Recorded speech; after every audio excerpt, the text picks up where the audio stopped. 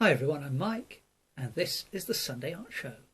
This week we're going to do a surreal and impressionist style painting inspired by some sheep and the view of the morning sky with purple and pink clouds over the hills of Exeter.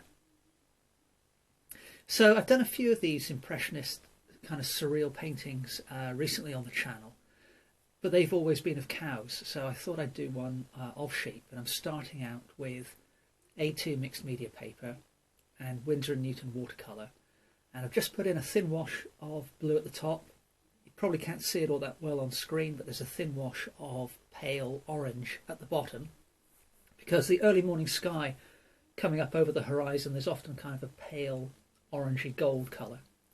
And what I'm doing now is working with kind of a purple and the water spray bottle to very, very loosely put down some texture of clouds. So I'm experimenting with rolling the brush and moving the brush around on the paper in different directions, then spraying the paint with water and really just having some fun, varying the colour a little bit, going darker now with much more of the ultramarine blue in the purple mix. And you can see just rolling the brush across the surface of the paper, it gives a wonderful textured edge and something that you would struggle to create in a very deliberate brushstroke manner. So it's a great way to get random textures, I think. It really does produce something which is perfect for clouds or hedgerows. And of course, the great thing with watercolour is you can just tap the brush down into a little area of wet paper like I've just done there and let the paint kind of do its own thing. Or you can lift bits off by spraying with water while it's still wet and using a paper towel to just lift off some of the areas to give you textured light areas as well. So this is a really fun, really relaxing way to use the randomness and spontaneity of watercolour to just see what you get in terms of the mixture of colours with one glaze over another. See what you get in terms of these random textures, and also explore the shapes that you can create, and at the same time kind of keep in mind how things are looking overall. So here you can see rolling the brush back and forth, creating these textured brush strokes, but leaving a little gap in between them. That creates interesting negative spaces as well. So having done the sky, I'm now going to be inspired by this little trio of sheep here, and I've let the watercolour dry completely now, so it's completely bone dry. And what I'm going to do is I'm coming in with a turquoise watercolour marker pen, just using the fine line nib,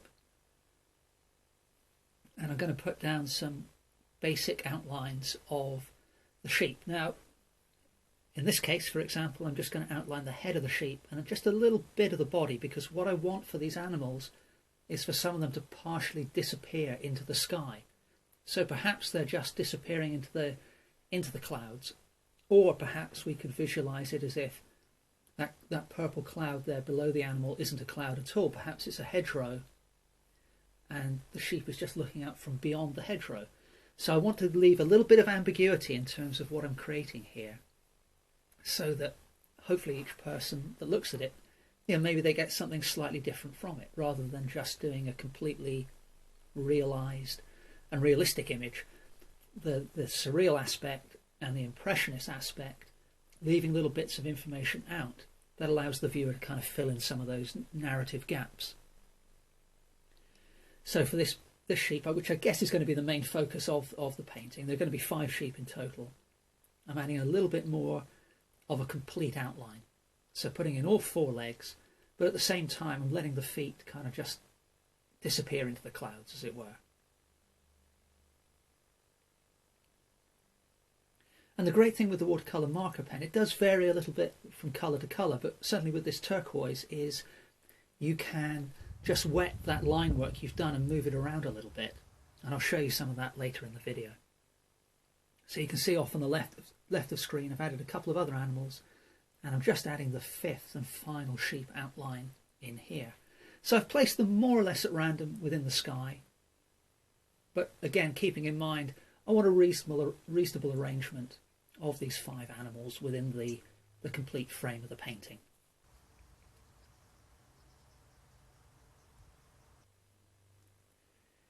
Now I've switched to my interactive acrylics, and I've mixed up kind of a purpley brown.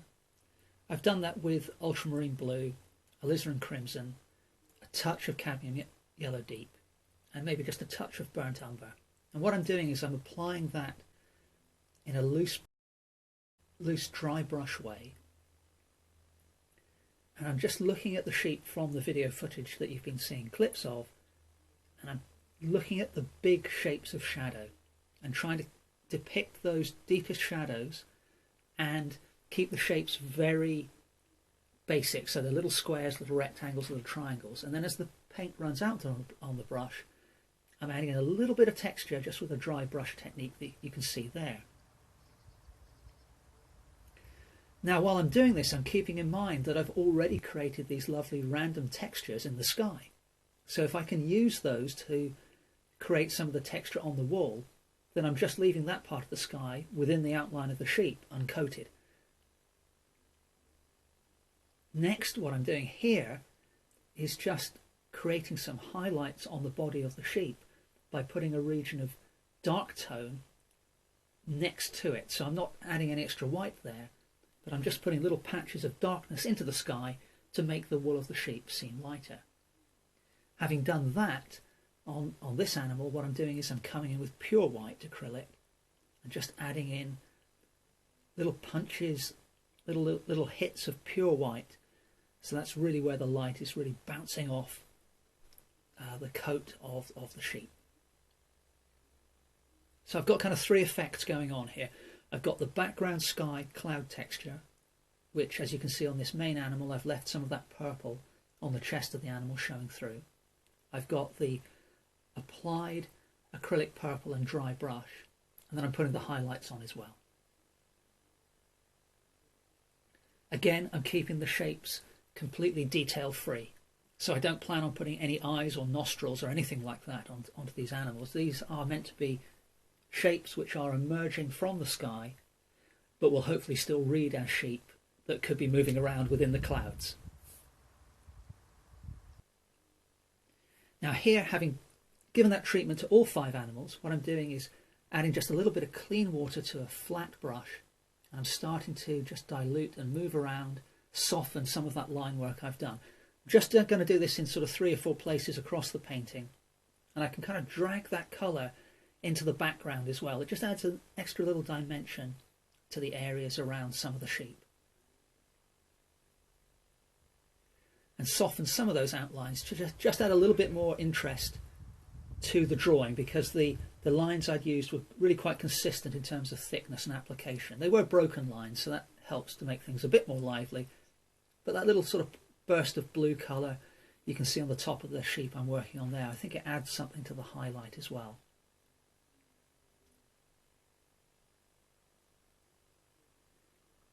So I like being inspired by random interactions with sheep when we pop into a field, and then on another day I'll look at the morning sky, and those two things combine to create this impressionist surreal painting of sheep in the sky.